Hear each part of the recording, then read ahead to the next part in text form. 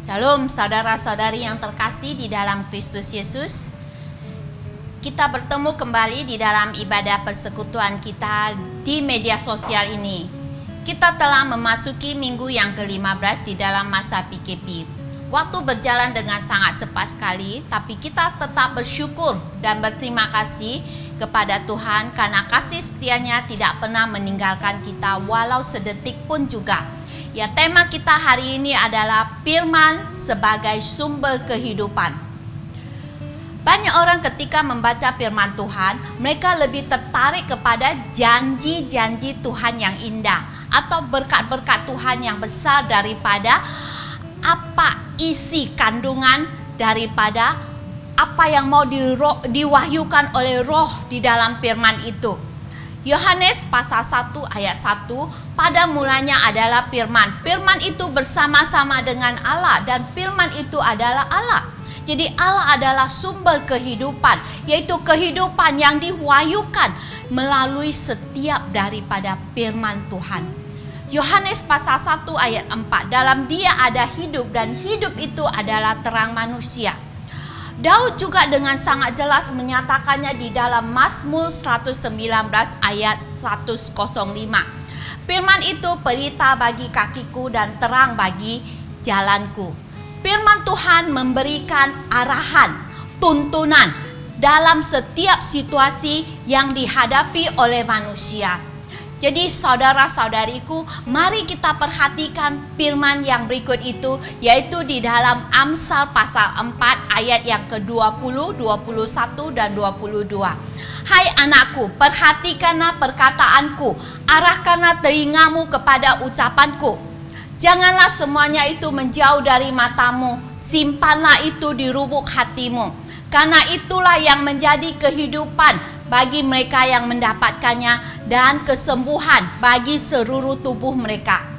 Ini adalah amsal pengajaran daripada Raja Salomo yang ditujukan kepada anaknya. Ini bukan hanya sekedar pengajaran karena kemarahan atau karena teguran, tapi ini adalah pernyataan cinta kasih daripada seorang ayah kepada anaknya. Sebagai seorang ayah, Raja Salomo tahu dengan pasti apa akibat daripada kecerobohan dan kebodohan yang dilakukan kalau kita tidak bertindak dengan hati-hati. Sebagai seorang ayah, tentulah dia menginginkan anaknya menjadi seorang yang bijaksana supaya tidak menimbulkan kesulitan atau masalah di masa yang akan datang. Kalaulah kita perhatikan cara penyampaian daripada kitab Amsal ini, maka kita akan mendapati bahwasanya selalu setiap kata itu diulang dan diulang. Maksudnya kata itu diucapkan beberapa kali. Saya percaya maksud dan tujuan daripada Raja Salomo dengan perkataan yang diulang terus menerus ini adalah untuk lebih menekankan atau supaya kita lebih menaruh perhatian terhadap pengajaran yang disampaikan. Oleh karena itu saudara-saudariku, mari kita perhatikan makna apa yang tersirat di dalam pengajaran itu. Waktu kita membaca firman Tuhan, apa yang harus kita perhatikan, yaitu yang pertama, sikap rendah hati. Hai anakku, perhatikanlah perkataanku, arahkanlah telingamu kepada ucapanku. Kalau kita tidak ada sikap rendah hati, bagaimana cara untuk memperhatikan perkataan itu? Apalagi mengarahkan telinga untuk mendengarnya. Karena hanya dengan sikap rendah hati, maka kita boleh mendapatkan pikiran yang jernih di dalam membaca firman Tuhan itu. Sebab firman itu akan tertutup bagi orang yang angkuh. Maka pada mereka genaplah nubuat Nabi Yesaya yang berbunyi, kamu akan mendengar dan mendengar, tapi kamu tidak akan mengerti. Kamu akan melihat dan melihat, namun kamu tidak menanggap. Sebab itu kita perlukan sikap yang rendah hati. Yang kedua, kita perlukan juga sikap yang bertanggung jawab. Janganlah semuanya itu menjauh dari matamu, simpanlah itu di lubuk hatimu. Kita harus memiliki sikap yang bertanggung jawab terhadap firman Tuhan. Jangan biarkan firman itu menjauh daripada mata kita. Kalungkan itu di lubuk hati kita. Kemanapun kita pergi, nyatakan firman itu lewat sikap kita, tingkah laku kita, perkataan kita, perbuatan kita, supaya orang lain melihat Yesus yang hidup di dalam diri kita. Jangan membacanya sebagaimana engkau membaca buku cerita dongeng, tapi jadikanlah itu sebagai satu kebiasaan, kewajiban yang penuh dengan tanggung jawab kita membacanya terus menerus sampai kita mendapatkan penjelasan, wahyu dari apa yang tersirat di dalam firman itu. Bila kita hanya sekedar membacanya dengan tidak bertanggung jawab, maka firman itu akan jatuh. Bibit firman itu akan jatuh di tanah yang berbatuan. Dan hidup kita tidak akan pernah bertumbuh. Maka terkadang kita bertanya, mengapa seseorang itu telah percaya Yesus tapi hidupnya tidak berubah? Bahkan mungkin akan lebih parah lagi daripada sebelum ia percaya kepada Yesus. Sebab itu kita harus memiliki sikap yang bertanggung jawab. Waktu kita membaca firman Tuhan, kita harus meresapinya, merenungkannya. Kita harus bertanggung jawab juga terhadap kehidupan rohani kita. Kita harus bertanggung jawab terhadap pertumbuhan hidup kita. Itu bukanlah selalu menjadi tanggung jawab pastor atau pelayan Tuhan, tapi kita pribadi perlu bertanggung jawab sewaktu kita membaca dan mendengar firman Tuhan. Yang ketiga, jadikanlah firman Tuhan itu sebagai keperluan yang asas, yaitu keperluan yang dasar. Karena itulah yang akan menjadi kehidupan bagi mereka yang mendapatkannya dan kesembuhan bagi seluruh tubuh mereka.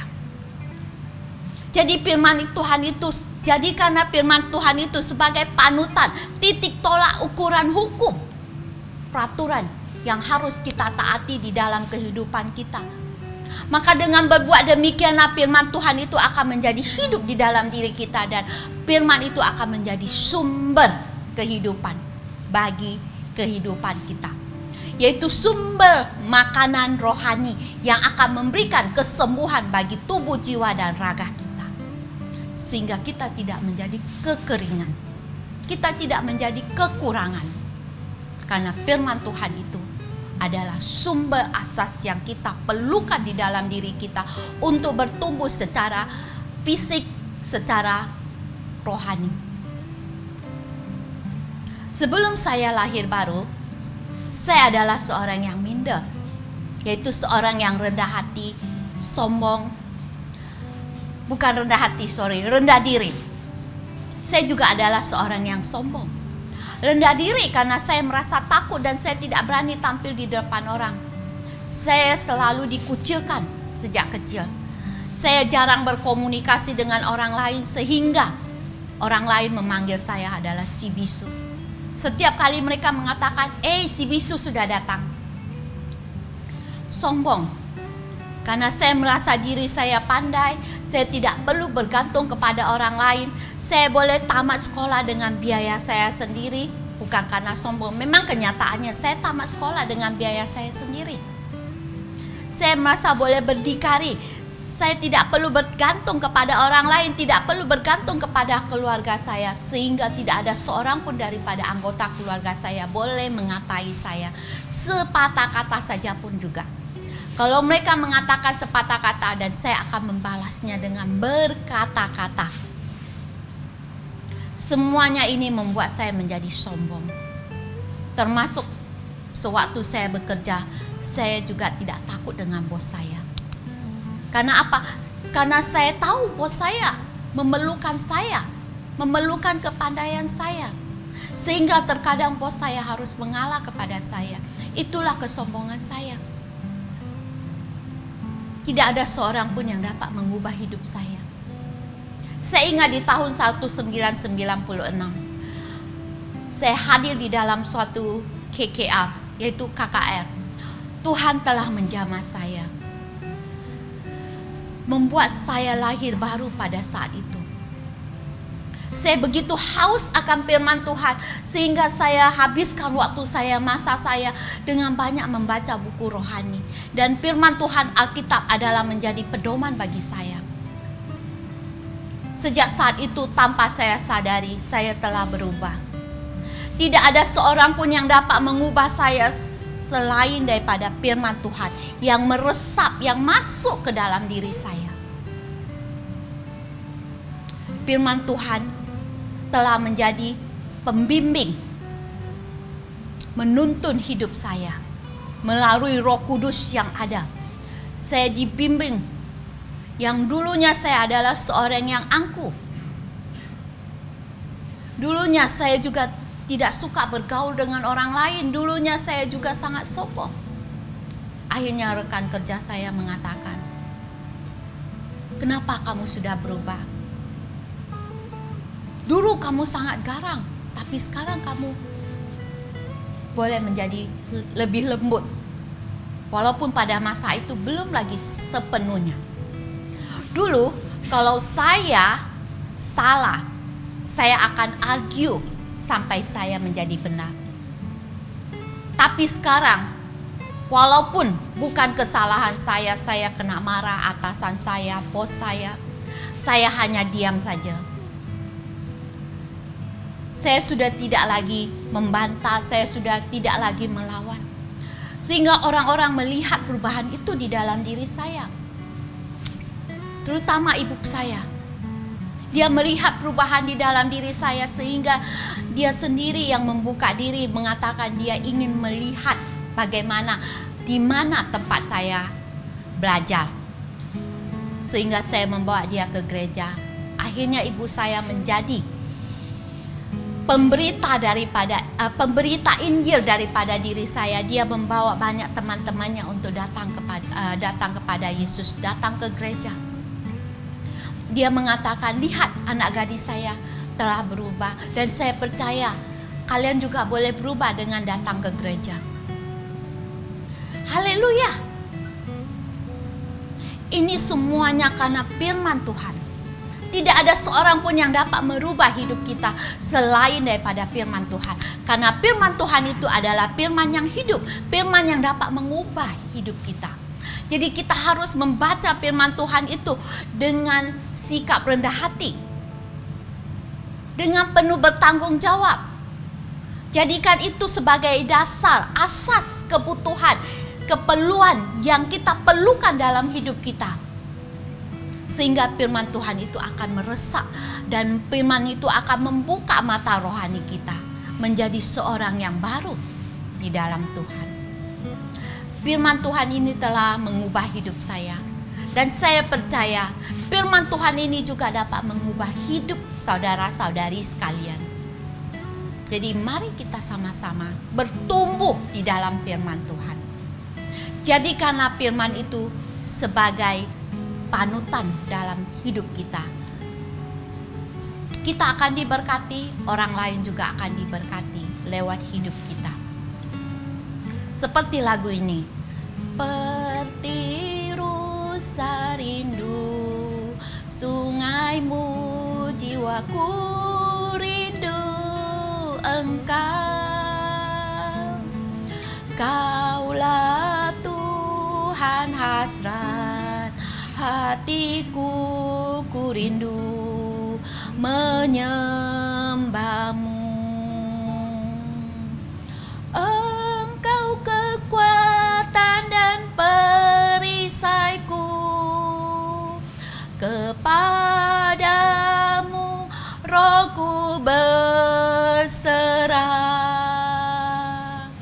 Kaulah Tuhan hasrat hatiku, ku rindu menyembahmu. Ya Bapa yang di surga, berikanlah kami kerinduan seperti rusa merindukan sungai-Mu. Itulah hidup kami Tuhan. Kami rindu dan haus akan firman-Mu ya Tuhan. Biarlah Tuhan kami memiliki sikap yang rendah hati Tuhan pada saat kami membaca firman-Mu ya Tuhan. Dan dengan penuh bertanggung jawab Tuhan, supaya Tuhan kami membacanya bukan hanya sekedar membacanya Tuhan, tapi dengan penuh bertanggung jawab ya Tuhan, sampai kami boleh mengerti Tuhan, sampai kami boleh paham, sampai kami boleh mendapatkan wahyu daripada firman-Mu itu ya Tuhan. Dan kami mau menjadikan firman-Mu itu sebagai satu keperluan asas di dalam kehidupan kami ya Tuhan. Sehingga Tuhan, kami memiliki sumber yang tidak pernah habis dalam kehidupan kami. Berkati setiap anak-anak-Mu Tuhan. Berkati setiap orang yang mendengar ya Tuhan. Supaya Tuhan, sebagaimana Engkau telah merubah hidup hamba-Mu Tuhan, sebagaimana Tuhan Engkau telah memberkati hidup hamba-Mu, begitu juga Tuhan Engkau memberkati hidup orang yang mendengar, hidup mereka yang mau dirubah, hidup mereka yang mau memulainya Tuhan. Berikan mereka kekuatan ya Tuhan, supaya mereka dapat membaca firman-Mu Tuhan. Jauhkan Tuhan segala halangan-halangan yang ada ya Tuhan. Berkati saudara-saudari yang terkasih semuanya ya Tuhan. Biarlah firman-Mu itu menjadi rema bagi mereka. Terima kasih Tuhan. Berkati firman-Mu hari ini. Berkati setiap orang yang mendengarnya, di dalam nama Tuhan Yesus hamba berdoa. Amin. Amin. Tuhan memberkati.